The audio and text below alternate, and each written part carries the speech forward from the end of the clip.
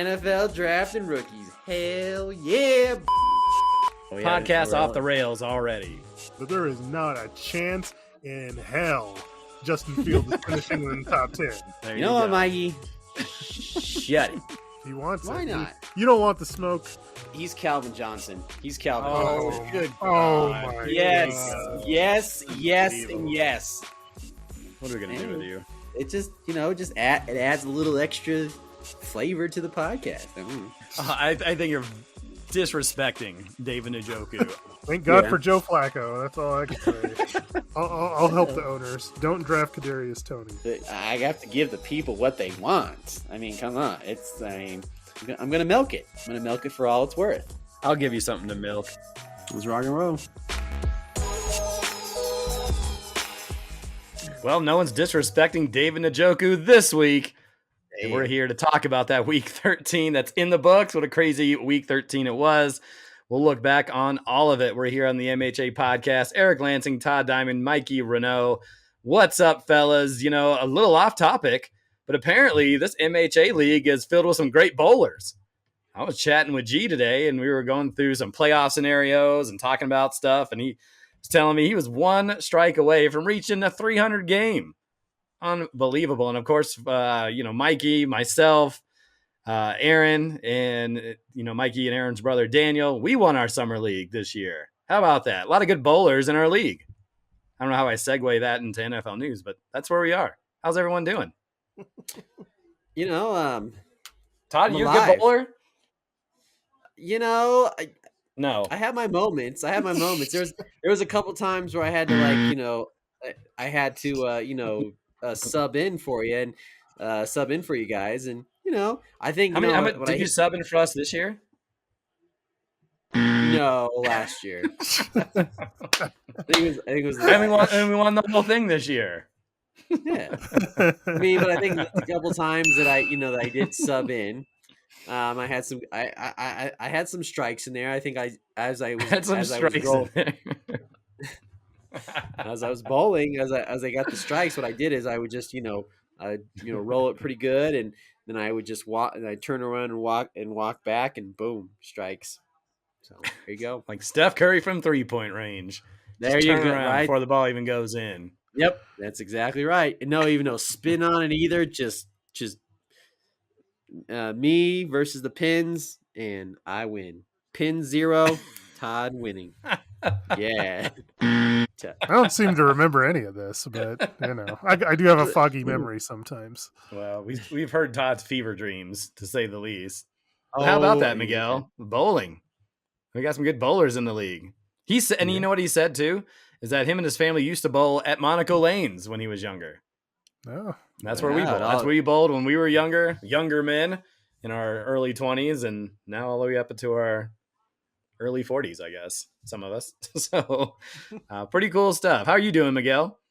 Hey, another week, another win. Yeah, we all won on the podcast today. We'll talk all about it. But first, before we get into the recap, let's look into some news. I don't understand what the news is. It's just like, hey, here's a bunch of you can't fix that happened that was horrible. Well, unfortunately for those Gonzo Cats, their first overall pick, Christian McCaffrey, placed on the injured reserve, tweaked something. I don't know if I saw exactly what it was, but you saw it on the play. Someone tripped him up as he was getting ready to break a long one, came out, and I think he knew it. He was very frustrated, and he's done for the year. But what's even interesting is there was a lot of talk about Jordan Mason right after that play. And I, of course, dropped him before the week to pick up someone else. And we were all talking like, well, who's going to pick him up? Mikey has a number 1 waiver. He's going to use him. And the next thing you know, we find out that also Jordan Mason out for the season on the IR. So he won't be the guy picked up with a number 1 overall pick. So a couple of running backs that were injury prone this year had some good moments, although Mason's probably a little bit more than McCaffrey, but just unfortunate for those Gonzo Cats and their number 1 overall pick. Line rip and the Eagles tight end Dallas Goedert week to week with a knee issue. NWA quarterback Baker Mayfield, we saw him get hurt during his game last week. He came back in about a couple plays later. He's dealing with a sore leg.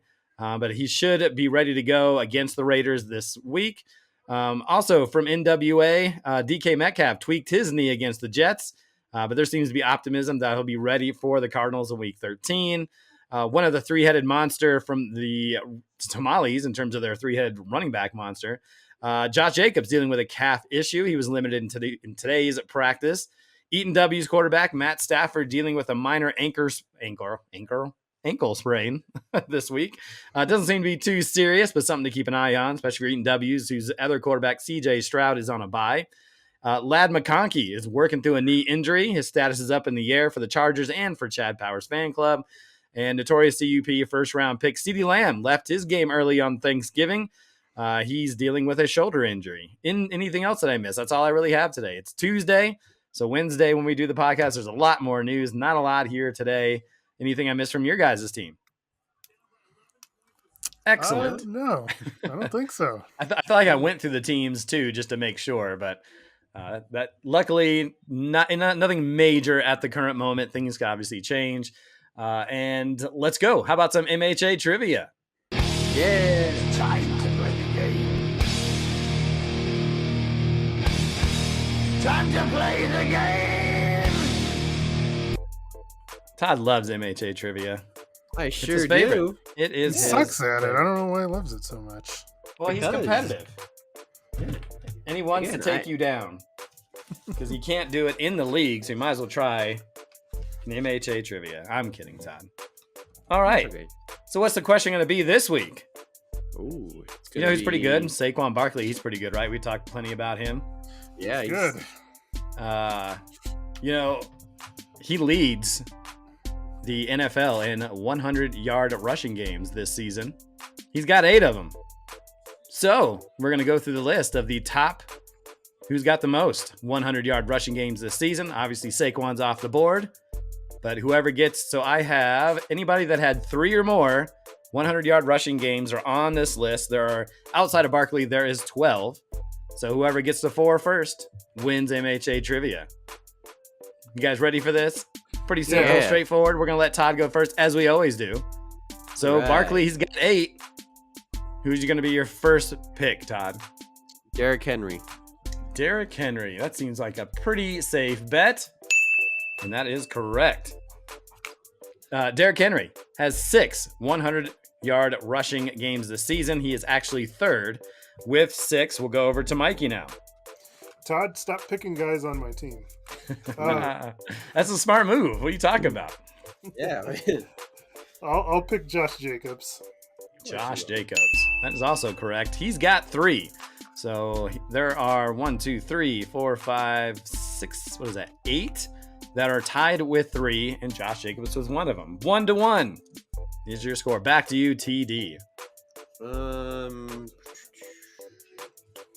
Let's go with Todd's already struggling here. We're just getting underway. no.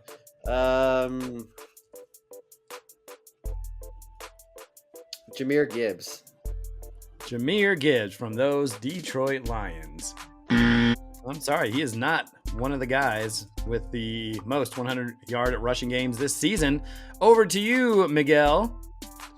I'll go with the aforementioned Jordan Mason. Jordan Mason. Incorrect. Oh, no, you're right. You're actually correct. Sorry about that. I did not see him. He was on the list there, but he's one of those guys that had 3. So Jordan Mason, nice guess. I just kind of went through his name. Didn't even compute. You're up 2-1. Mikey's better at this than I am. Over to you, Todd. You're down 2-1.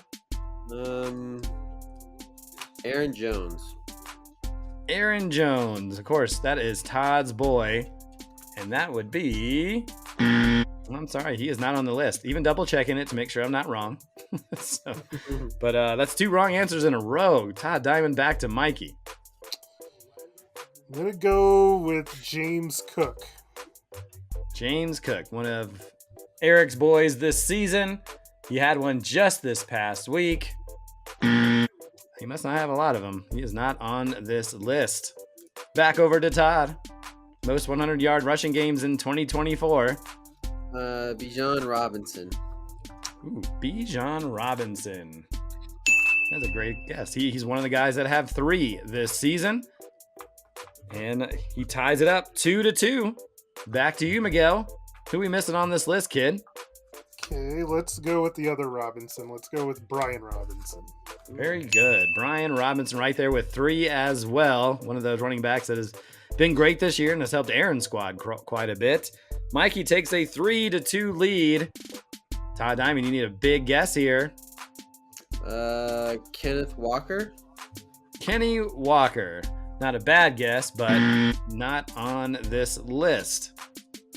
Mikey with a chance to win MHA trivia again. Okay, I'm going to go with Kyron Williams. Kyron Williams, another one from Eric's squad.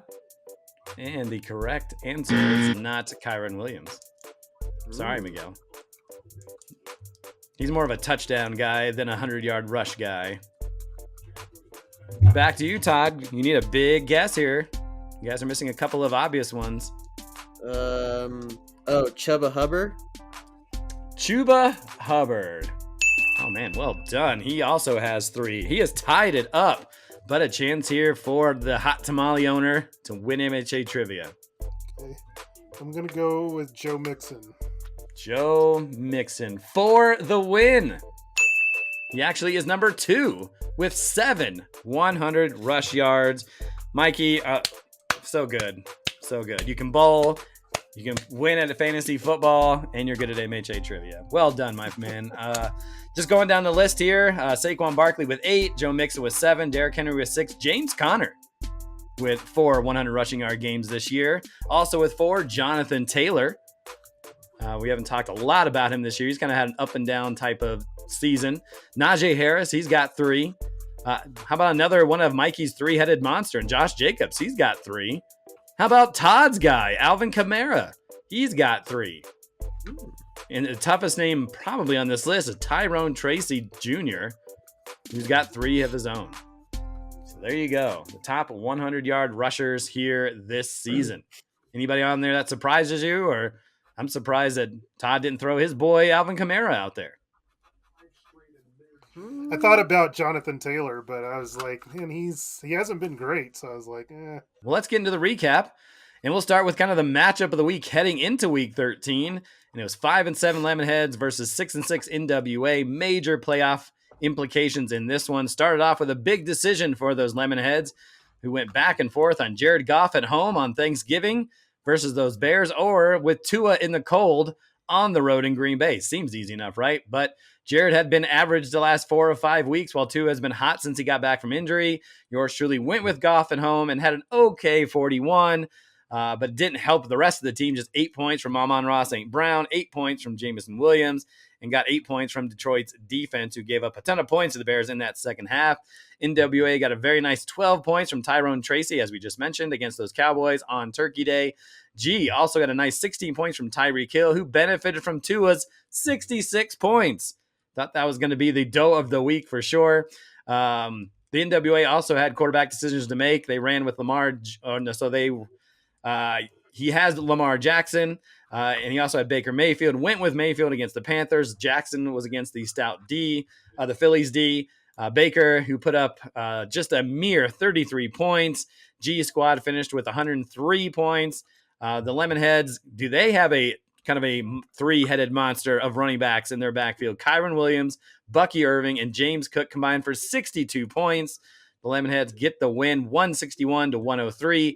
They improve to 6-7, while the NWA falls to 6-7. We'll talk about all the standings in a little bit here. Another big matchup with playoff seeding at stake was Cooper's Cousins versus Chad Powers Fan Club. Cooper's Cousins came into the weekend 6-6. Chad Powers at 4-8. Bijan Robinson led the way for Dylan's team. The Atlanta running back rushed for 100 yards, caught 6 passes, and scored a TD for 23 points. Devin Achane, a potential first-round pick next season. He racked up 18 points against the Packers. And DJ Moore, he reached double figures for the 3rd straight week and scored 18. Chad Powers saw another top wide receiver performance from Jamar Chase.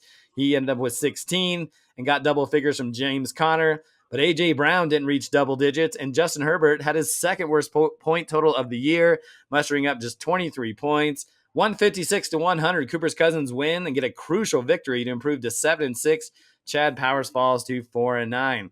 How about those Butterfingers versus Eaton W's? Kevin's team trying to win that 9th game of the season and stay in that place for a potential bye. Todd's squad desperately needing a win to somehow stay in the MHA playoff race. We'll start with Eaton W's. He got a marvelous 23 points from Brock Bowers on Black Friday. That dude is making history in his rookie season. Joe Mixon continues to be one of the top backs in the MHA. The Texan tailback reached the century mark, making century mark with a touchdown score for 21 points. And Chase Brown, what a year he's having for the Bengals. He reaches double figures once again, 17 points. But Matt Stafford was blah, scoring a mere 33 points against the Saints. On the other side, the Butterfingers and his new boy toy, Jaden Daniels, working well together, 58 points from the Commanders quarterback, and Alvin Kamara, 15 points on 112 yards rushing. We head into Monday night, and Eaton W's has a 27-point lead. The Butterfingers had David Njoku and the Broncos defense. You might be saying a lot of wash points could be taking place, but that is definitely not what happened in this wild Broncos-Browns game. Njoku had 23 points by himself, 2 receiving touchdowns and 9 receptions. And the Broncos defense, well, they also caught 2 touchdown passes from Jameis Winston, and they scored 19 points. Todd has a pulse now. They beat Eaton W's 158-142. Todd, just some of your thoughts on the matchup. Well, again, going into this week, again, really have nothing really to lose. I mean, there's really no tomorrow, and I just, I put a lineup in, and going into that Monday night game, especially a defense and a player, that's playing against your defense, you kind of think like that's not smart, but I mean the Broncos defense has been one of the best defenses in the NFL this season. But David Njoku, I mean, we talk about how tight ends are so bad this year. I should have just drafted David Njoku at the beginning of all this, and who knows where I would, where I'd be. But yeah, it's great. I have a pulse. Todd's still alive with 1 week left to go. Lion Rip also needed a win to keep pace in the race for the postseason. They took on 9-3 notorious CUP. CUP started things off on the right foot on Thanksgiving Day. Rico Dowdle ran for more than 100 yards and scored a tutty for 20 points. And how about scary Terry McLaurin? He was having a career year with Jaden Daniels at the controls. He caught 2 touchdown passes in the first half on his way to 23 points. And Kyler Murray against Lion Rip's Minnesota defense, 48 points for the Cardinals QB. The Vikings D just managed 5 points for Aaron's team. Lion Rip and his boy Brian Robinson continue to excel here in 2024. Another 17 points on his great season. Puka Nacua, he caught 5 balls to go along with a score for 14 points. Jalen Hurts, however, just 30 points, which made the difference in this one, 157 to 122. CUP improves to 10-3 and still in the running for a first-round bye. Lion Rip falls to 6-7, but still in the playoff sweepstakes. The league's top team squeaked out a 130-120 victory over the Belt Sanders. Another 50-point game from Joe Burrow and Kilgore Trout, 53 points to be exact in a high-scoring game with Pittsburgh. 16 points from Jonathan Taylor, who has had his ups and downs this season with the Colts. And how about the top kicker in all of the MHA, and Chris Boswell? He added 16 points to his final total of 130. Belt Sanders got a sweet day from Najee Harris, who fell into the end zone and added 6 receptions. Ramondre Stevenson's reached double figures, and Patrick Mahomes put up 44 points. But once again, bad days from those 49ers wide receivers, just 8 combined points from Deebo Samuel and Juwan Jennings. Kilgore remains in first place at 11-2, and the Belt Sanders is close to securing that first overall pick in next year's draft at 2-11. Gonzo Cats at 3-10, so right there in that mix too. And we'll talk about those Gonzo Cats as they took on the Hot Tamales. Those Tamales jump into second place after blowing out the Gonzo Cats 149-101. How about this as a reason for reason fantasy football is goofy? The Tamales and the Cats matchup featured Drake May and Josh Allen. Who won the matchup? Well, they both had 45 points. Gonzo Cats had 2 goose eggs and Kyle Pitts, good old Kyle Pitts, and Devontae Smith to go along with an early exit from Christian McCaffrey, as we mentioned. Mikey Squad had all 9 of his players reach 8 or more points, including 19 from potential MHA MVP Saquon Barkley, 18 more from Josh Jacobs, and Hunter Henry found 10 points this week. Tamales remain in live for a first-round bye, now sitting at 10-3. Doe of the week. Not a lot of candidates this week, Miguel. I only saw one. How about you? Yeah, I think it's going to go to the Belt Sanders. Jerry Judy, folks. Goodness gracious. How Yeah, crazy was that this week? I was like, where was all this when when he was with the Broncos?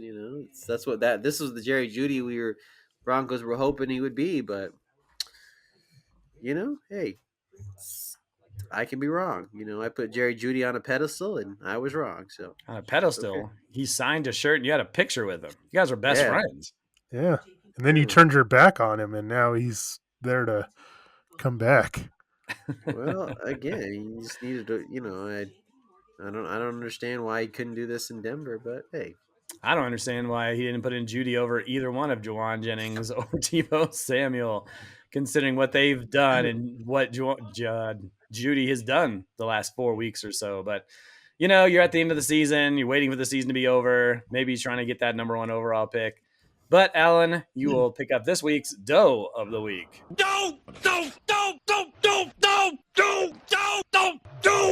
All right, before we get to those studs and duds, Week 13 standings. Here are the standings after this past weekend. Kilgore Trout at number 1. He is at 11-2 with 1,936 points. It's not official, but he probably secures a first-round bye just based on his points alone. Hot Tamales at number 2. He's at 10-3, 1,918 points. Tamales could be jumped for that second bye if they lose and CUP somehow wins. At 10-3, he's got 1,700 points. That's why we don't think he'll jump Kilgore Trout, because Kilgore Trout's 11-2. So even if he loses, CUP wins, he's still going to have more points. Am I correct on that, Miguel? Yeah, that's correct. I mean, he's not going to outscore him by 200. So probably not, unless something crazy happens. But I don't think I've ever seen anything that wild in terms of a big time 200-point total. So Kilgore probably, in all intents purposes, has a first round bye. Tamales CUP will battle for that next week. Eaton W's secured a playoff spot. So congrats, Kevin, for clinching. Even though he lost this week, they're 8-5 and are probably in that 4th spot. Only Cooper's Cousins can catch Kevin in terms of record, but Kevin has a 102-point lead. So it'll probably be Eaton W's there in that 4th spot. So 4 teams are in with 2 spots left. Currently in the 5th spot is Cooper's Cousins at 7-6. They have 1,645 points. Currently in the 6th spot is the Lemonheads with a 6-7 record, 1,745 points. Also in the mix is the NWA. They are 6-7 with 1,714 points. And 8th spot is Lion Rip, 1,567 points. And 9th is the Butterfingers at 1,645 points. These last 3 teams eliminated Chad Powers Fan Club. They're in 10th. The 4-9 record, 1,539 points. Gonzo Cats in 11th place, 3-10, 1,595 points. And the Belt Sanders at 2-11, 1,572 points. So if somehow the Belt Sanders win, Gonzo Cats lose, they'll have a tied record. And then it's all based on points. Whoever has less points after that. So we'll talk more about those playoff scenarios. I've mentioned a little bit about it. We'll get more into it with those matchups here at the end. But first, let's go over to the studs. The cream of the crop! Nobody does it better. Todd, who stood out this past week in Week 13? Man, Bucky Irving, good on you. Yep. I mean, again, it goes back to this rookie class I wasn't. Todd hated rookie running backs. Hated him. I did. Yeah, I mean, I think I used a different effigy for it, but Bucky Irving has found his place in that Bucs offense, and he's been, 152 yards rushing. He's just been, we talk about anything in this, it's just consistency, just been consistently. And I think it's only been 1 week. Let me make sure I get this right. Really only 2 weeks out, week 5 and week 9, and you didn't have double digit points, but I guess it'd be 3. But anyway, the point is, good on you for finding this rookie, and and he's I think he's solidified his spot even going into next year for to be a top fantasy running back next year. So good on you. Yeah, we kind of talked about him last week, so we won't go into too much, but he has been consistent. He just looks better than Rachaad White from what we saw. We watched a big portion of that game because it was one of the few games on in the afternoon because most of them were on in the beginning and they had Black Friday and Thursday. But he just looks like the better running back. He can catch the ball. Even that touchdown, no one even touched him on his way in. So just be happy that he's on my squad and help me out here, make a late playoff run. All right, Mikey, to you. What name me a stud from this past week? Well, for keeping Todd alive, I think it has to go to Denver's defense. How about that, huh? Yeah, I mean, he needed whatever it was, 27, 28 points to catch Kevin going into the Monday night game, and Njoku was a big part of that too. But for them to come up with 2 pick sixes, they almost had a third, and to still almost score 20 points when you give up, over 30 points is impressive. So Denver's D, keeping Todd, the defending champs, playoff hopes slimly alive. Slimly. We'll talk Very about how slim. slim that is here in a little bit. But yeah, I mean, and I'll just throw David Njoku because I know that's Todd's boy, who put up a massive 23 points. We saw it last year when Njoku was a big reason the Butterfingers made that playoff run last year. And to be able to have those two kind of working against each other because, just in terms of offense versus defense, if he scores, it takes points away from the Broncos. But to get those 2 touchdowns, I think Mike and I said it before, Todd even got there the day before, like Todd needs a defensive touchdown from those Broncos. And he got one, and he got 2, and then almost had that third. That's the fun of Jameis Winston. I can only imagine. But yeah, and David Njoku would have 9. I just thought it was funny. He had 9 catches for 52 yards. That's a very low average per catch, yards per catch. But man, it doesn't matter. 2 touchdowns, 23 points, big time performance to help Todd still kind of stay in the race here. Todd, back to you. Who else? Give me another stud. Joe Burrow, man, 53 points. I mean, 3 touchdowns. I mean, against, you said, against Pittsburgh, and usually those NFC North games are usually are low scoring games, but yeah, Joe Burrow. I mean, like he was right. Be the number. To be one of the top. I think Mikey, you said he'd be the top. He'd have the most points for all the quarterbacks. I think he had a bold prediction, and you had him ranked first in your ranking. So, but Joe Burrow just granted, 4-7, you feel bad for him because he's probably not going to make the playoffs. But no, don't feel bad for him at all. Broncos, baby, in the playoff race. Well, yeah, I mean that's all right. But I'm just saying in general, it's fine. Feel bad for Patrick Mahomes or whoever. I mean, not that you need to feel bad. No, absolutely not. I ain't feel bad for Patrick Mahomes. Should have beat them. Should have beat Kansas City. That field goal. But anyway, golly, all this bleeping I got to do for the show now. Thanks a lot. Appreciate that. Yeah, no problem. There's some effigies in there. But no, but Joe Burrow. You know what effigy is, Todd Diamond? Yes, using that word correctly? Yes, it's just another word of for a curse word for cussing. It's like saying something bad about somebody. No, it is not. Effigies. The word effigy is kind of like a description of a person, of like a model of a person type of thing. So it's like what the definition I see here is coins bearing the effigy of Maria Theresa of Austria. So I'm not sure what word you're trying to describe here. Yeah, like a curse word would be an expletive. Well, effigy still sounds better. Anyway. To the ends of the earth with you, Todd. To the ends of the earth. Mikey, give me another stud. I'm going to give mine to a guy that Eric liked at the beginning of the season and show some love to a tight end. I'm going to go at Trey McBride. Yeah, how about that, huh? Yeah, and coming on late. Yeah, no kidding. 24 receptions in the last 2 weeks, over 200 yards. And what's really strange about this, and he's the third overall tight end in scoring.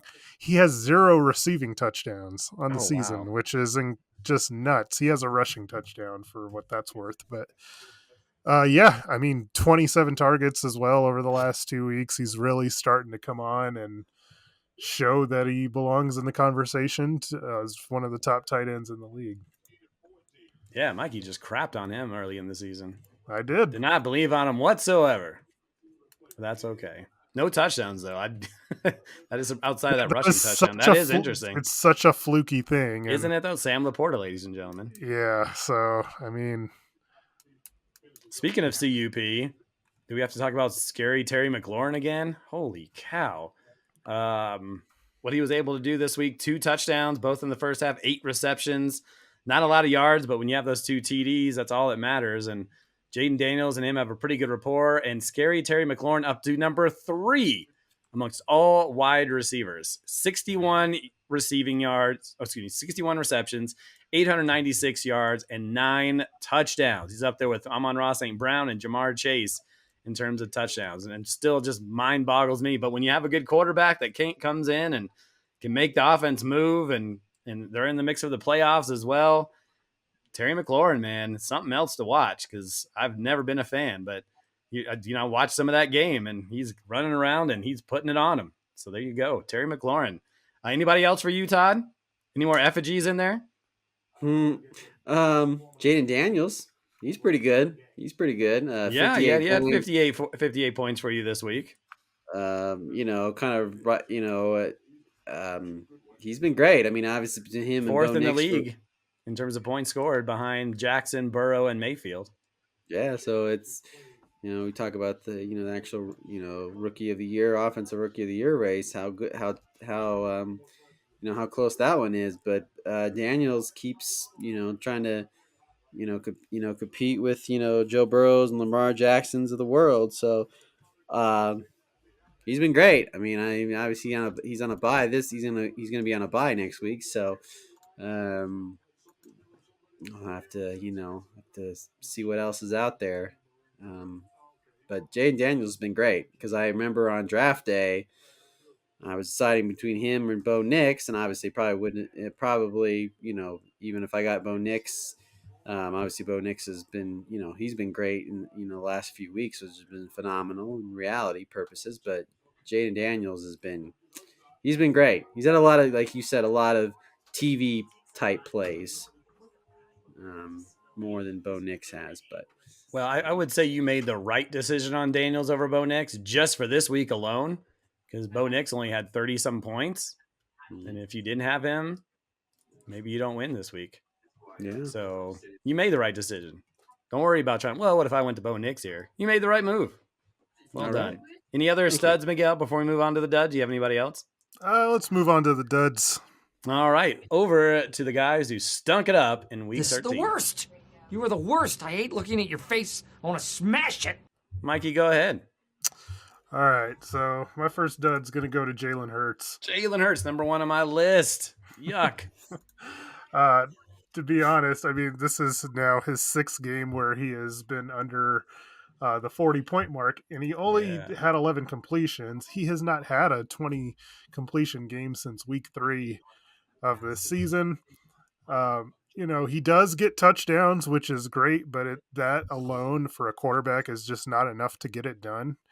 And, only 30 points this week in a game that Aaron really needed. He just did not come to play, and so he's my dud.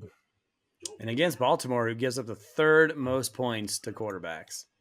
I mean, it's always tough. It's playoff time. It's colder outside, and you take those stats for what they're worth. But I mean, against a good matchup, that was super disappointing for Aaron. Todd, give me a dud from this past week. All right. Well, we're gonna go with on Kevin's team here. Brees Hall, only 6 points. Not, this was a running back that I think we had ranked high in our running back rankings, and everybody else had him at the top and everything. But he just at least for this week has just not been only 60 yards rushing, and he lost the fumble. I mean, granted, let's be realistic. That whole Jets team is a dumpster fire right now, unfortunately. But yeah, Brees Hall not really good. Not for a running back that was considered, obviously top, top 5, top 3, and maybe in some leagues across the country, people are picking him number 1 overall. So Yeah. it's very disappointing. But again, that whole Jets team is a dumpster fire anyway, so you can't really put a whole lot on him. Yeah, and he's had some good weeks too. I mean, he's had a couple of 20-point games and a 19-point game, and so I know even for him a little bit. It says here he tweaked his knee during the game, and so that took away some of the attempts. But yeah, Brees Hall 13th amongst all running backs. When either people had Bijan first or Brees Hall first. So Yep. probably not where Kevin won, especially when he needed him this week.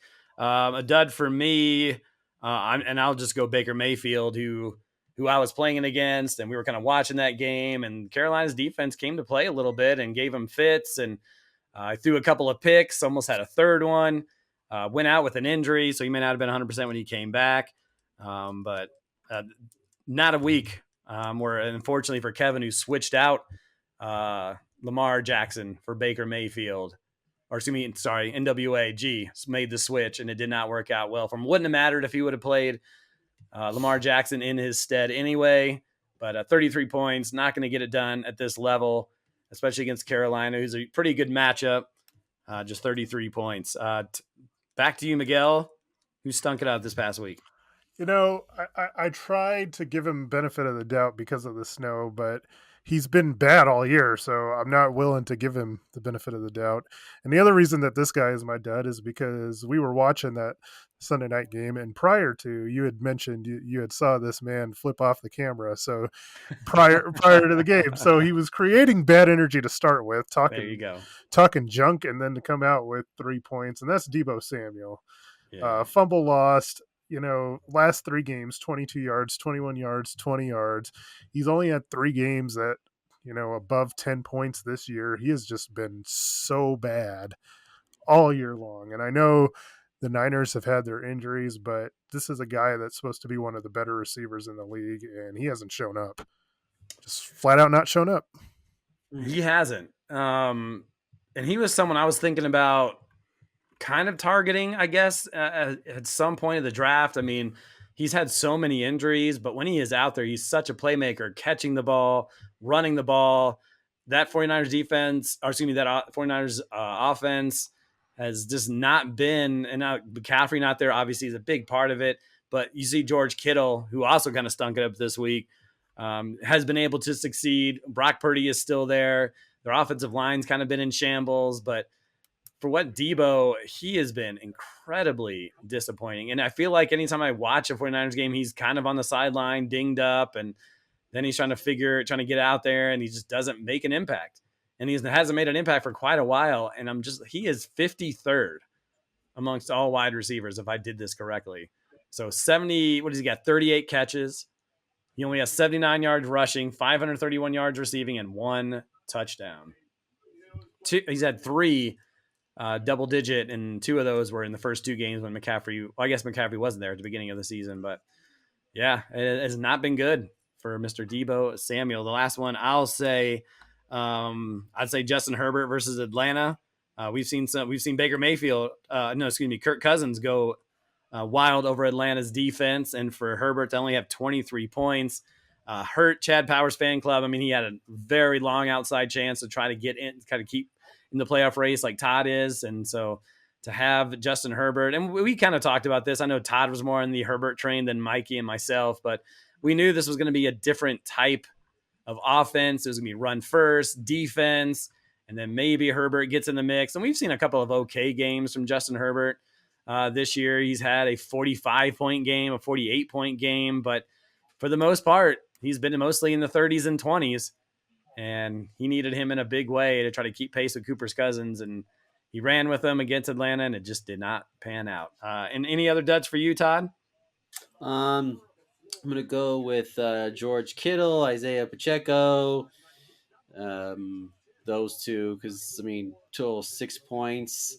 Kittle. Granted, I know that game was in the in the snow, but he's been he needed to step up. And Isaiah Pacheco, I obviously know he was injured for for first half of the season, but only put up only 5 points. I guess it really does show that only put up 19 points, but it does show that the Chiefs are still maybe they can be beaten, but only 5 points from Pacheco is not good.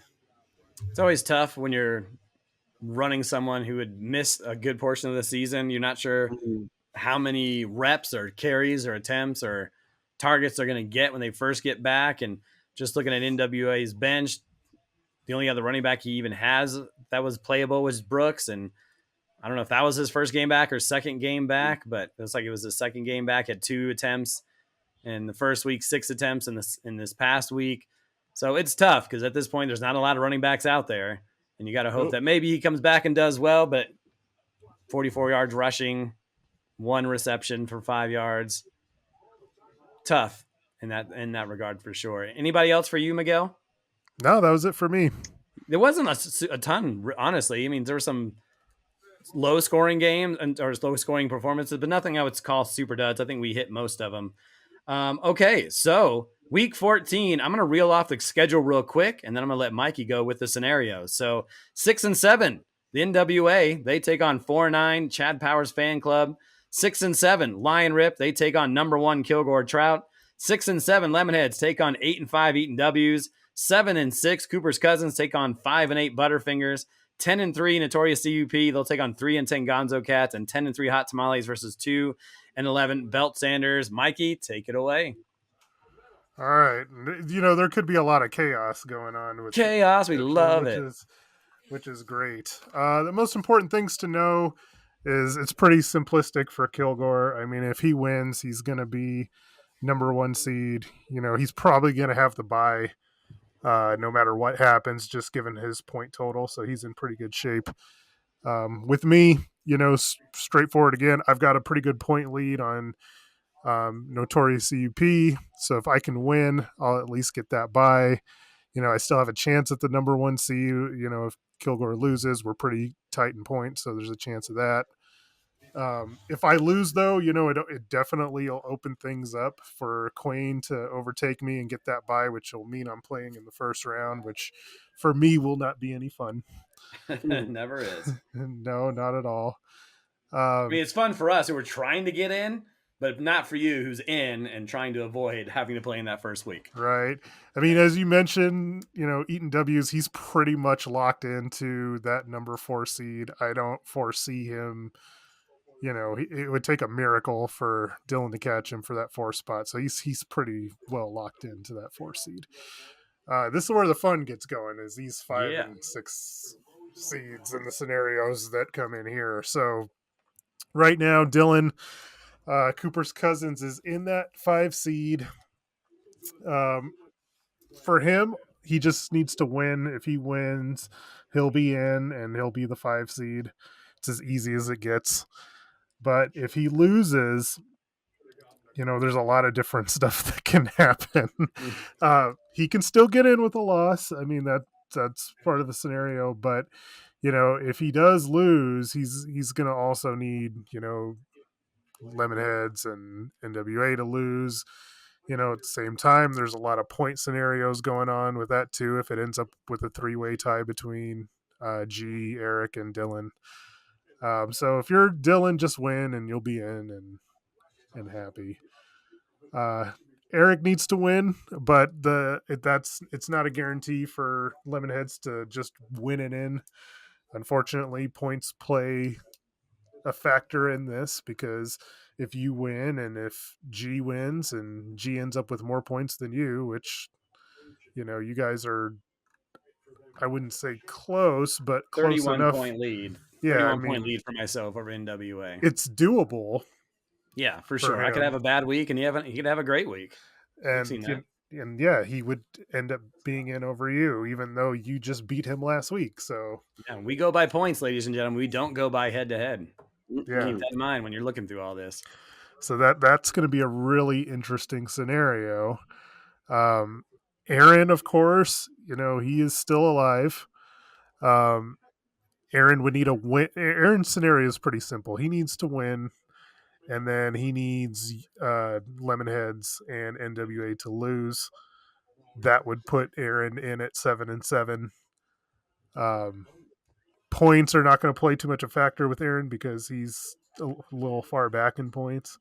So for him, it's doable. I've seen stranger things happen. He has to beat the top team in the league, and then have you lose to Kevin and NWA lose to Chad Powers in order to get in. But you never know.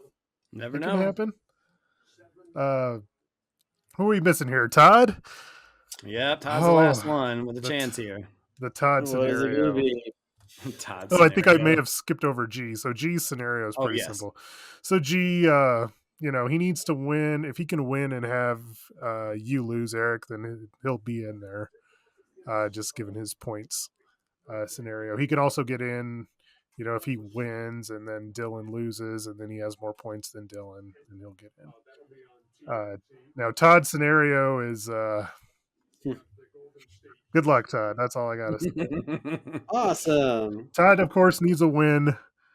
He also needs the Lemonheads to lose. He also needs Aaron to lose. He also needs the NWA to lose. And then he needs to have more points than all three of those teams. Now, Todd at this point already does have more points than Aaron, so he has that going for him. But he is pretty far behind NWA and Eric as well, about 90 points behind Eric. So you got to find a way to win, have those three lose, and beat Eric by 90 points. So No problem. That sounds so doable. Like it's not. I mean, yeah, of course, I win, and Eric loses, and G loses, and Aaron loses, and I just have to score more points than all three of those teams.